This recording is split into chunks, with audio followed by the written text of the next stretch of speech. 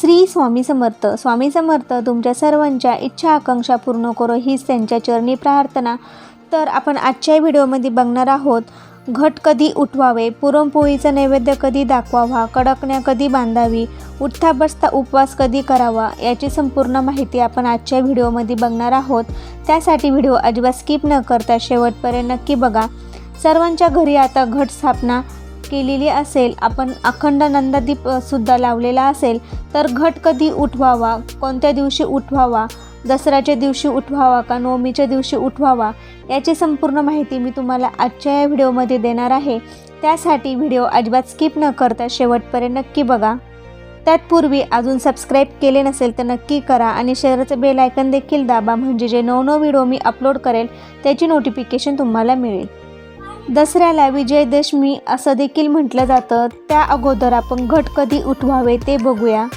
तर आपापल्या ठिकाणी प्रत्येकाच्या कुळाचाराप्रमाणे काही ठिकाणी नवमीला तर काही ठिकाणी दशमीला घट हलवले जातात, घट उठवले जातात, उपवास सोडला जातो, घटाचं विसर्जन केलं जातं किंवा जो घट आहे तो दसऱ्याच्या दिवशी त्याचं सोनं म्हणून वापरतात आणि दुसऱ्या दिवशी तो आपल्या शेतामध्ये नेऊन टाकतात. यावर्षी दिनदर्शिकेनुसार नवरात्री उद्यापन म्हणजे घटस्थापना म्हणजे घट हलवणे कधी आहे, तर ती आपल्याला घट नवमीच्या दिवशी हलवायचे आहे. तर आपल्याला घट कधी हलवायचे आहे, 23 ऑक्टोबर 2023 म्हणजे नवमीच्या दिवशी आपल्याला घट हलवायचे आहे, उद्यापन करायचं आहे. तर यावर्षी घट आपल्याला नवमीला हलवायचे आहे, म्हणजे खंडेराय नवमी आहे त्या दिवशी यावर्षी आपल्याला नवमीला घट हलवायचे आहे.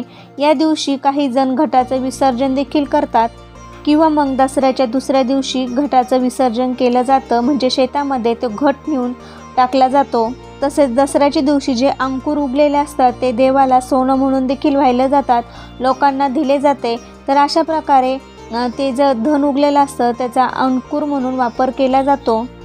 त्यानुसार तुम्ही दसऱ्याच्या दुसऱ्या दिवशी घटाचं विसर्जन करू शकता.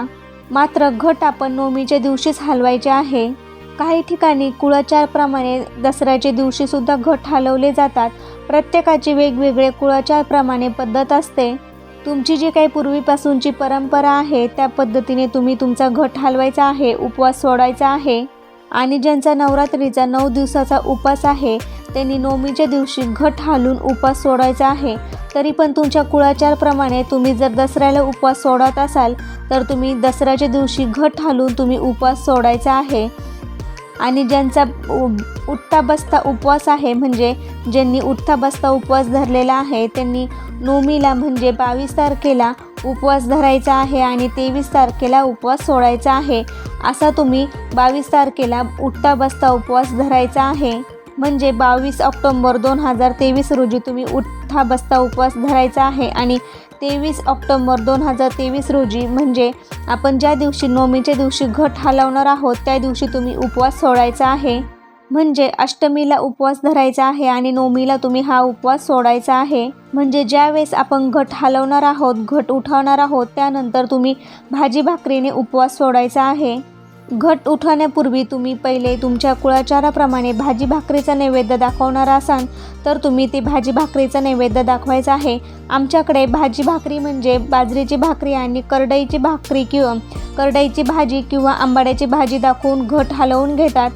तुमच्या कुळाचारप्रमाणे तुम्ही त्या पद्धतीने तुमचा घट भाजी भाकरीचा नैवेद्य किंवा पुरणपोळीचा नैवेद्य दाखवून घट हलवून घ्यायचा आहे. आणि आपण दसऱ्याच्या दिवशी तळी भरली जाते. काही ठिकाणी घट हे दसऱ्याच्या दिवशीच हलवल्या जातात. तर तुमच्या कुळाचारप्रमाणे तुम्ही घट हलवायचे आहे. तुमच्या कुळाचारप्रमाणे तुम्ही दसऱ्याच्या दिवशी उपवास सोडायचा आहे आणि त्या दिवशीच तुम्ही घट हलवून पुरणपोळीचा नैवेद्य भाजी भाकरीचा नैवेद्य दाखवायचा आहे. तसेच दिनदर्शिकेनुसार घट नवमीलाच हलवले जाणार आहे. खंडे नवमीलाच घटाची उद्यापन करणार आहे, म्हणजे घट हलवून विसर्जन करणार आहात. आणि जर तुमच्याकडे घटावर नारळ ठेवलेला असेल तर तुम्ही तो नारळ प्रसाद म्हणून फोडून सर्वांनी घरातल्यांनी खायचा आहे. काही ठिकाणी घटावर नारळ ठेवला जात नाही. तुमच्याकडे जर ठेवला जात असेल तर तुम्ही तो नारळ फोडून प्रसाद म्हणून खायचा आहे घरातल्या व्यक्तींनी. आणि जे उठता बसता उपवास धरणार आहेत त्यांनी घट हलवल्यानंतर उपवास सोडायचा आहे. आणि ज्यांचा 9 दिवसाचा नवरात्रीचा उपवास आहे त्यांनी देखील घट उठवल्यानंतर हलवल्यानंतर उपवास सोडायचा आहे. म्हणजे यावर्षी खंडेनवमी म्हणजे 23 तारखेला खंडेनवमी आहे, तर या दिवशी घट हलवून घटाचं आपण उपवास सोडायचा आहे. ज्यांचा 9 दिवसाचा उपवास आहे त्यांनी खंडेनवमीला घट हलवून उपवास सोडायचा आहे. दसऱ्याला आपण गोडधोडाचा नैवेद्य करत असतो, तर काही ठिकाणी नवरात्रीचा उपवास दसऱ्याच्या दिवशी सोडले जातात. तर तुम्ही देवांना हा आपण गोडधोडाचा नैवेद्य केलेला आहे तो दाखवून उपवास सोडायचा आहे.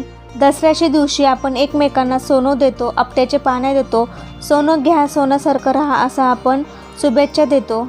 कारण दशमीच्या दिवशी देवी विजयाच्या स्वरूपात असते, म्हणजे महिषासुरावर विजय प्राप्त केल्याने आपण त्यांचा आनंद उत्सव साजरा करत असतो. म्हणून आपण दसरा हा सण साजरा करत असतो. नवरात्रीत देवीला कडकण्याचा नैवेद्यसुद्धा दाखवला जातो. कडाकली बांधली जाते. कडाकणी बरोबर वेण्या फण्या आपण असं बरंच काही करत असतो. तर ही कडाकणी पंचमी, सप्तमी, अष्टमी, नवमी या दिवशी बांधली जाते. प्रत्येकाच्या कुळाचाराप्रमाणे त्या दिवशी ही कडाकणी बांधली जाते. तर आमच्याकडे कडाकण्या 5 बांधल्या जातात. काही ठिकाणी 7, 9 अशा कडाकण्या बांधल्या जातात. प्रत्येकाची पद्धत वेगवेगळी असते. जशा प्रकारे आपण घटावरती माळ बांधतो तशा प्रकारे आपण कडाकणी बांधत असतो. त्यामध्ये देवीचे दागिने देखील बनवले जातात. वेणी, फणी, आरसा, हार अशा बरेच पद्धतीने बनवले जातात. आणि तुम्ही ह्या 5 कडाकण्याचा बांधून माळ करून मंदिरामध्ये देखील तुम्ही घेऊ जाऊ शकता.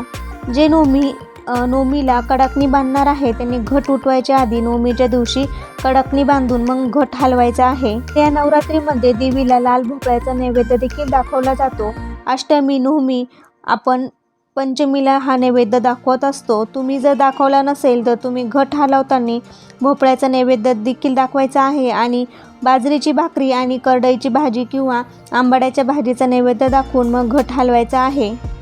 जसं तुम्ही देवीची ओटी भरली नसेल तर तुम्ही अष्टमीला देवीची ओटी भरायची आहे. तुम्ही जर कन्यापूजन केलेले नसेल तुम्ही अष्टमी, नवमीच्या दिवशी देखील कन्यापूजन करू शकता. तुम्ही कुंकुमार्चन केले नसेल तर ते सुद्धा तुम्ही अष्टमी, नवमीच्या दिवशी करू शकता. तर अशा प्रकारे घट कधी उठवावा, कधी हलवावा याची संपूर्ण माहिती मी तुम्हाला सांगितलेली आहे. तर कसा वाटला व्हिडिओ ते नक्की सांगा. तुम्ही अजून जर आपल्या चॅनलला सबस्क्राईब केले नसेल तर नक्की करा. श्री स्वामी समर्थ. धन्यवाद.